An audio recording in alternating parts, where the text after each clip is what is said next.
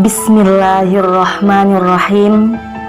Assalamualaikum warahmatullahi wabarakatuh.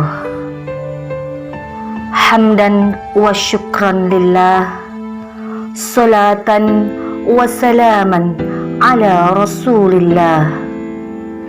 Selamat berjumpa dengan saya, Maya Sofa. Di video kali ini kita akan sama-sama membahas tentang bangkitlah wahai pemuda Islam. Sahabatku, para pemuda Islam, pemuda adalah individu dengan karakter yang dinamis, bahkan bergejolak dan optimis, namun belum memiliki pengendalian emosi yang stabil. Pemuda menghadapi masa perubahan sosial maupun kultural.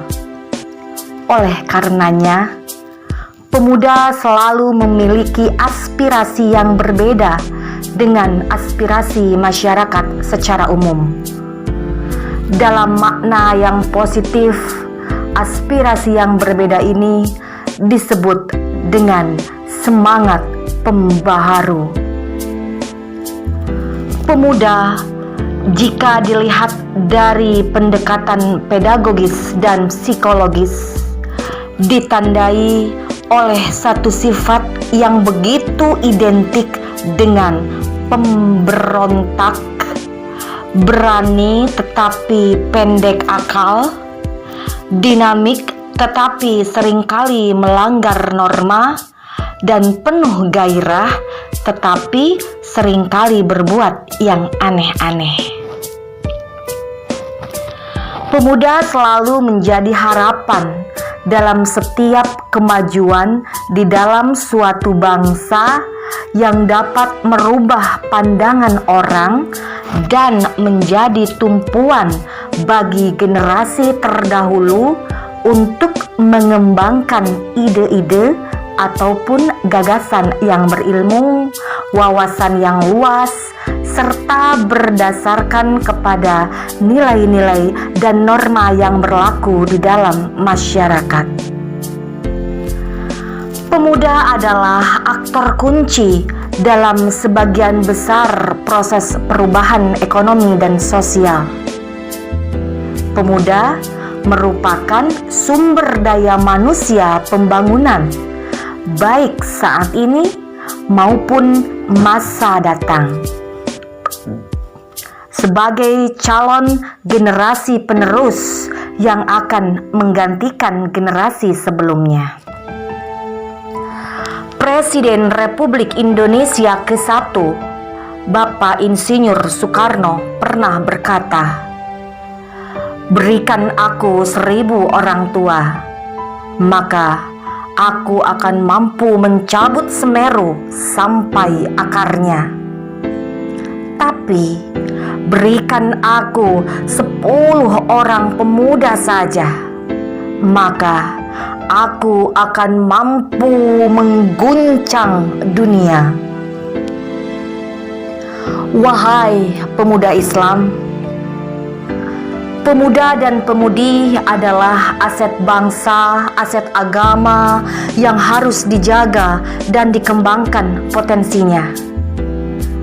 Kata pemuda disebut dalam Al-Quran dengan fata dan fatayat, seperti dalam surat Yusuf ayat 30, Al-Kahfi ayat 60 dan 62, Al-Anbiya ayat 60, dan An-Nisa ayat 25.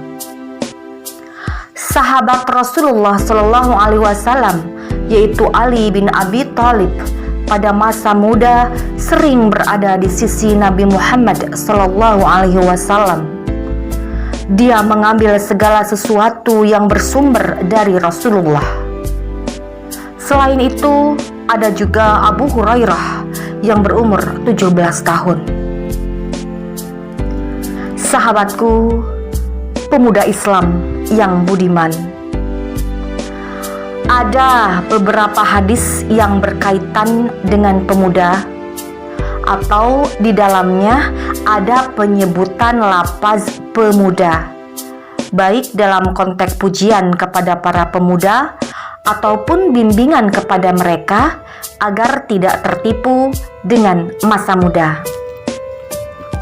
Di antara hadis-hadis tersebut adalah hadis pertama, Rasulullah Shallallahu Alaihi Wasallam bersabda, "Ya'jabu rabbuka min syabik laisat lahu sobwah." Rabbmu kagum dengan pemuda yang tidak memiliki sobwah atau kecondongan untuk menyimpang dari kebenaran. Hadis riwayat Ahmad. Hadis kedua, Rasulullah Shallallahu Alaihi Wasallam bersabda, "Al-Hasan wal Husain sayyidu syababi ahlil jannah." Hasan dan Husain adalah tokoh pemuda penduduk syurga. Hadis riwayat At-Tirmizi. Hadis ketiga yang artinya ada 7 golongan manusia yang akan dinaungi oleh Allah di bawah naungan arsy-Nya.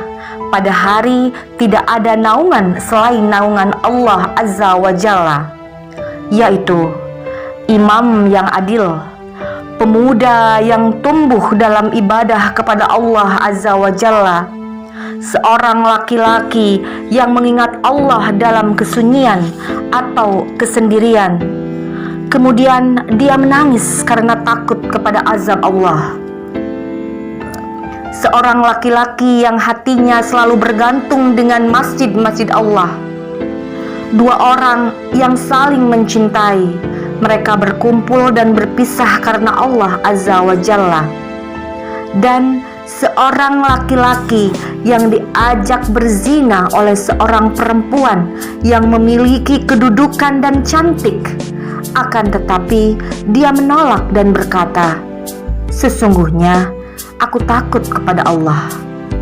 Dan seorang laki-laki yang bersedekah dengan sesuatu yang ia sembunyikan, sampai-sampai tangan kirinya tidak mengetahui apa yang diinfakkan oleh tangan kanannya. Hadis riwayat Al-Bukhari dan Muslim. Sahabatku, para pemuda Islam yang dirahmati Allah, ada beberapa macam pemuda. Termasuk ke kelompok manakah kita? Yang pertama, pemuda urakan, yaitu pemuda yang tidak bermaksud untuk mengadakan perubahan-perubahan dalam masyarakat, tidak ingin untuk mengadakan perubahan dalam kebudayaan, akan tetapi ingin kebebasan bagi dirinya sendiri, kebebasan untuk menentukan kehendak diri sendiri. Yang kedua, pemuda nakal. Pemuda-pemuda ini tidak ingin, tidak berminat, dan tidak bermaksud untuk mengadakan perubahan dalam masyarakat ataupun kebudayaan, melainkan berusaha memperoleh manfaat dari masyarakat dengan menggunakan tindakan yang mereka anggap menguntungkan dirinya tetapi merugikan masyarakat. Yang ketiga, pemuda radikal. Pemuda-pemuda radikal berkeinginan untuk mengadakan perubahan revolusioner. Mereka tidak puas, tidak bisa menerima kenyataan yang mereka hadapi, dan oleh sebab itu mereka hadapi, dan oleh sebab itu mereka berusaha baik secara lisan maupun tindakan rencana jangka panjang, asal saja keadaan berubah sekarang juga. Dan yang keempat, pemuda soleh. Pemuda yang dalam setiap tingkah lakunya sehari-hari selalu berpegang teguh terhadap agamanya, melakukan perintah Allah dan menjauhi larangan Allah. Sahabatku sesyurga,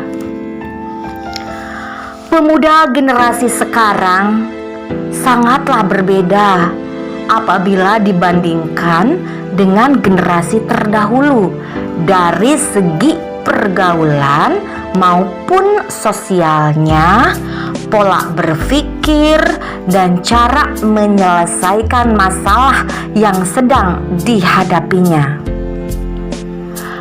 Pemuda-pemuda zaman dahulu lebih berpikir secara rasional dan jauh ke depan.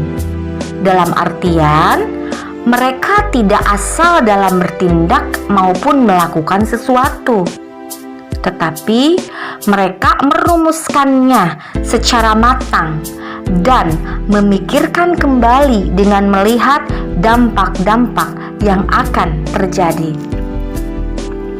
Sedangkan bisa kita lihat, pemuda zaman sekarang masih terkesan acuh terhadap masalah-masalah sosial yang ada di lingkungannya. Maka dari itu, pada saat ini sangat diperlukan berbagai macam tindakan yang diperlukan untuk memperbaiki pola berpikir para pemuda zaman sekarang. Selagi kita mau berusaha, insya Allah tidak akan terasa sulit. Sahabatku, para pemuda harapan agama dan bangsa, permasalahan yang dihadapi saat ini adalah banyak di kalangan pemuda yang melakukan hal-hal yang negatif. Padahal seharusnya melalui generasi muda terlahir inspirasi untuk mengatasi berbagai kondisi dan permasalahan yang ada.